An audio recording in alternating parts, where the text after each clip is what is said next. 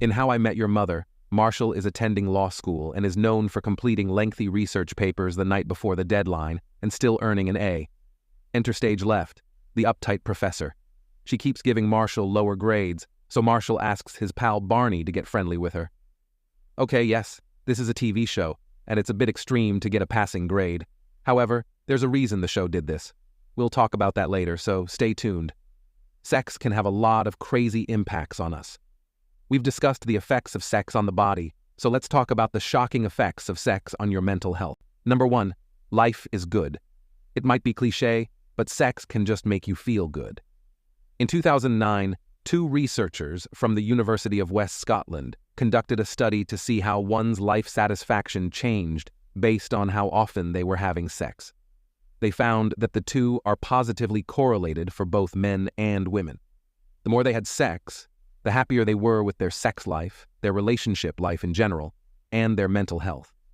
This same pair of researchers did a similar study in 2011 to find out if life satisfaction and mental health changed when they added vaginal orgasms to the picture. It didn't change squat. The more sex and vaginal orgasms, the better your mental health and satisfaction with life. Now, this isn't to say to go have a bunch of sex to have positive impacts on your mental health.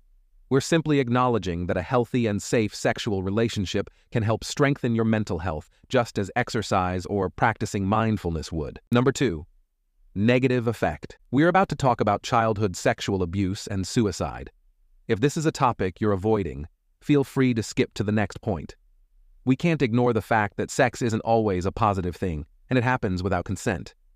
Before we go further, if this has happened, please reach out to a trusted authority or medical professional. In 2008, Cambridge University released a study examining the relationship between childhood sexual abuse and the risk of mental health concerns. As you might have guessed, there is a higher risk for increased psychopathology levels. Some adults began abusing substances based on previous abuse, and some even ended their own lives. Abuse is no joke and should never be hidden. If you or someone you know is a victim, please tell someone. Timing matters. Have you ever watched a kid's movie as an adult and caught a subtly placed innuendo? Disney is famous for them. One of my personal favorites is from Toy Story.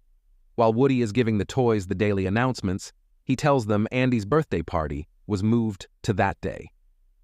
Slinky starts helping Woody calm the rest of the toys down and reassures them Andy won't get new toys and stop playing with them.